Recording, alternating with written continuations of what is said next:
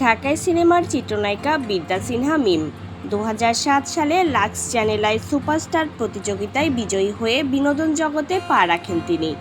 এরপর আর পেছনে ফিরে তাকাতে হয়নি। একের পর এক সিনেমা, ওয়েব সিরিজ, টেলিফিল্ম, বিজ্ঞাপনে কাজ করে গেছেন। অভিনয়ের পাশাপাশি সামাজিক যোগাযোগ মাধ্যমেও বেশ সরব।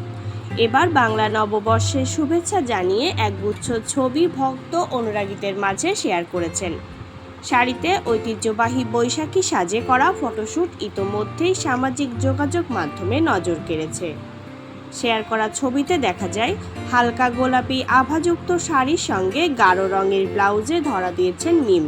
ছবি শেয়ার করে নববর্ষের শুভেচ্ছা জানিয়ে ক্যাপশনে লিখেছেন, শুভ নববর্ষ, নতুন বছর, নতুন স্বপ্ন, নতুন শুরু। সঙ্গে জুড়ে দিয়েছেন ভালোবাসার ইমোজি।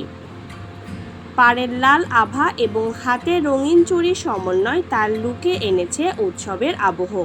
খোলা চুল, কপালে ছোট লাল টিপ আর সোনালি গয়নায় ফুটে উঠেছে বাংলাদেশি নারীর চিরচেনা ঐতিহ্যবাহী সৌন্দর্য। এদিকে কমেন্ট বক্সে নেটিজেনরা নববর্ষের শুভেচ্ছা জানিয়ে মিমের রূপের বেশ প্রশংসা করেছেন।